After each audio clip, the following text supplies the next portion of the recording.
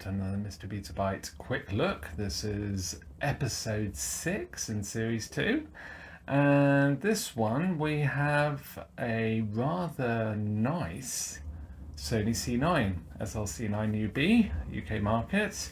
So it's rather nice. It's seen some use. The case is a little bit scratched in places, but the front of it is perfect, and the big one of course is it's still got the flap fully intact and working well, with both locking tabs still intact as well. These can break off, so that's great. So tuning under there, and somebody's put where to plug in the rear sockets, plugs into the sockets.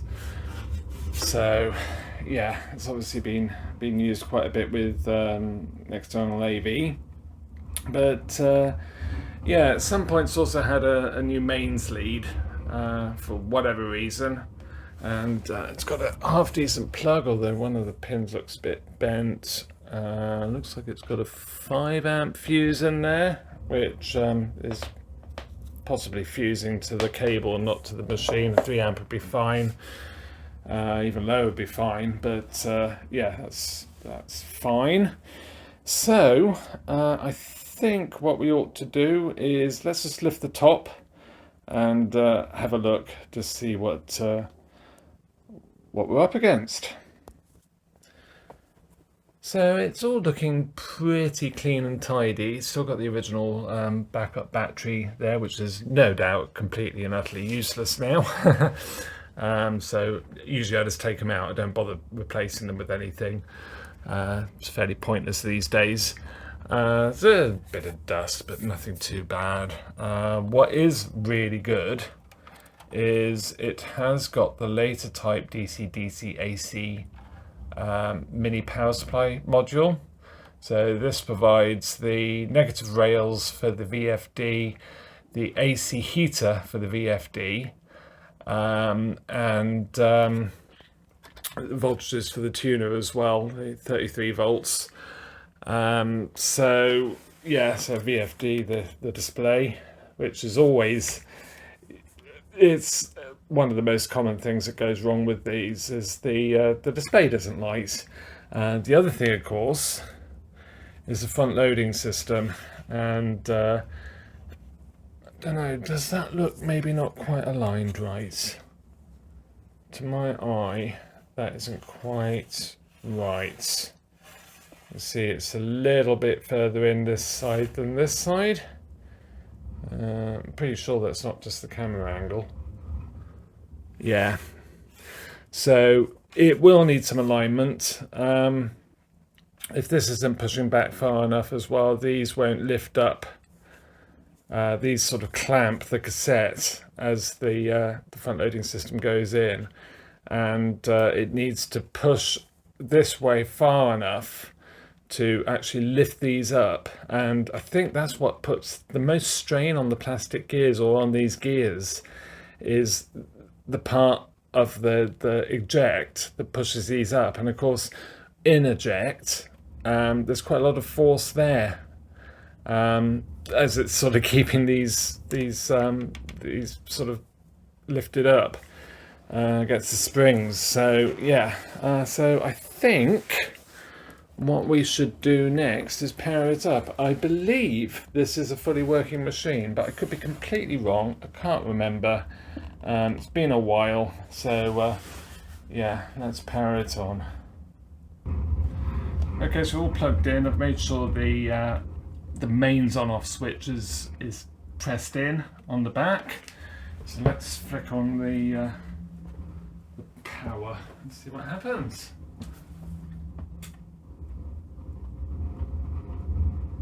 It's looking good, so far so good.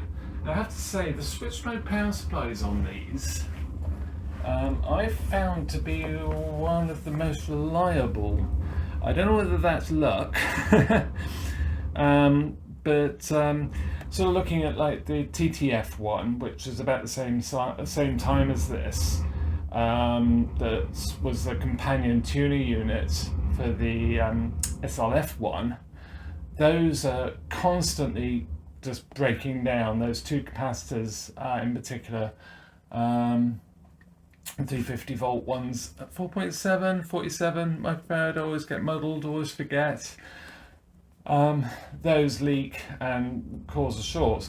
Now these have the same sort of arrangement, but they just seem so much more reliable.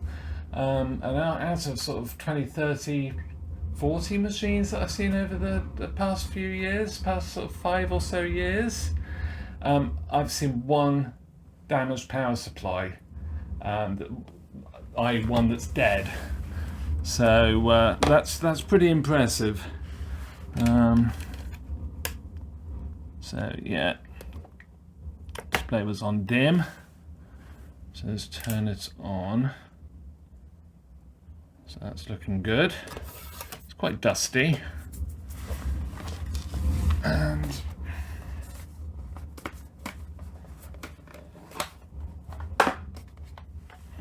try a cassette.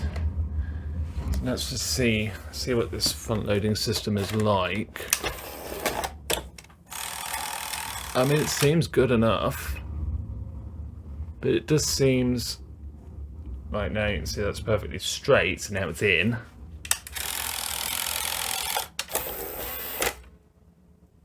Yeah, it's just not quite aligned correctly. It's a gear out on this side.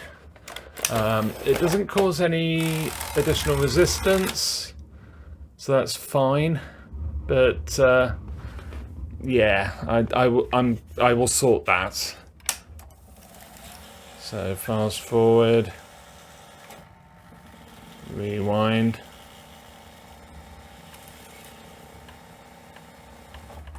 The stop button seems a little bit intermittent. It seems okay now. It's probably just a little bit oxidized inside it.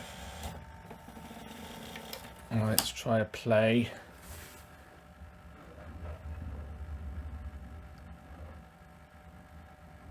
Oh, there's a bit of muck on the heads.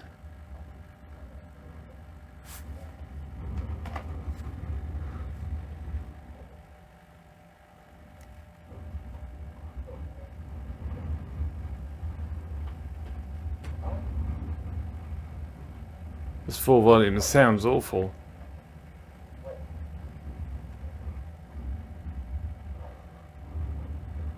So let's just have a look to see if these, because there's mono and there's mono.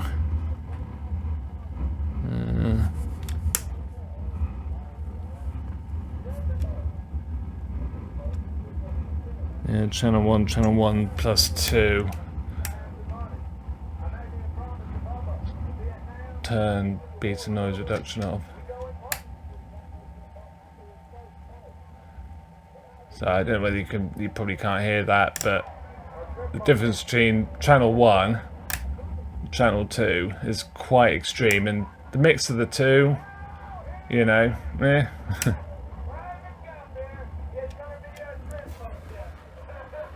That's actually not too bad now. Yeah, it's fine. So yeah, I mean, one thing I do really like about these is the tape remain indicator. I just think it's really cool, and the way it flashes when it's right near the end of the cassette, the last LED will flash.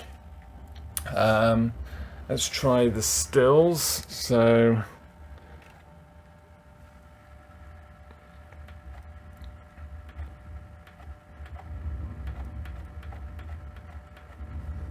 forwards, backwards.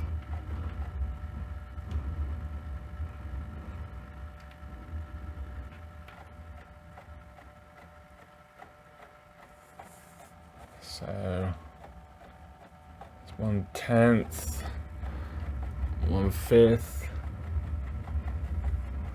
and then 1, which is same as play, but if we go reverse, what's that like? Not bad. I mean, you think for 1982, this is an incredibly advanced and slim machine. I mean, that's reverse play, and I know it's a very dark scene and the TV doesn't really help, but that's great. Pause, play. But yeah, that's really fantastic. So, real-time counter, of course.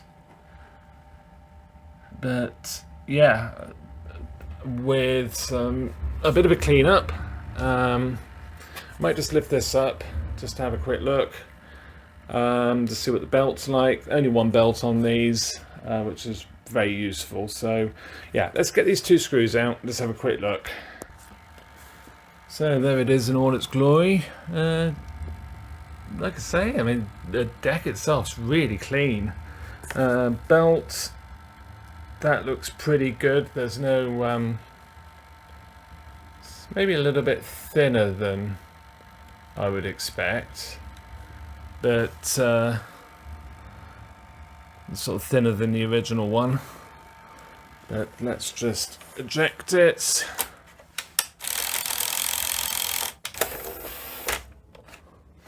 Yeah, it's interesting as well. Some of these have a very smooth lace and unlace, and some of them are this really sort of noisy, sort of graty sort of lace and unlace. Like my slow 1700 that uses the same sort of deck, so same deck just with a different drum. That is just smooth. This goes like a whir, as opposed to this sort of very noisy, grating, almost grating sound.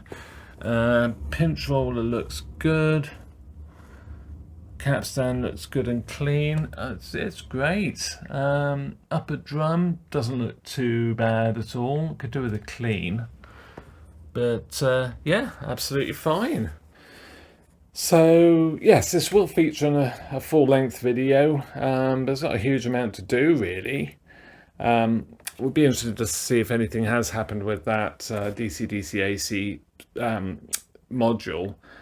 They are much more highly repairable than the sealed ones. The sealed ones just cook, and also the sealed ones, the earlier ones, also had a problem with the winding on the transformer, where it mounts onto the leg or is twisted around onto the legs, the copper. It seems to rot. I think it's something to do with the process when they were manufactured. It's like the acid and the solder or something, apparently. I did read that somewhere actually. But I've seen a couple now where it's just broken at the end, and yeah, I've not bothered.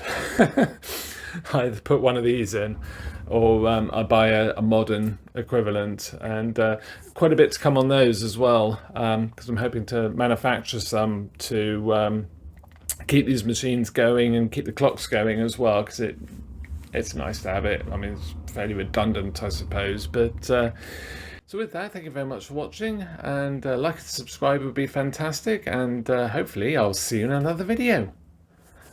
Bye for now.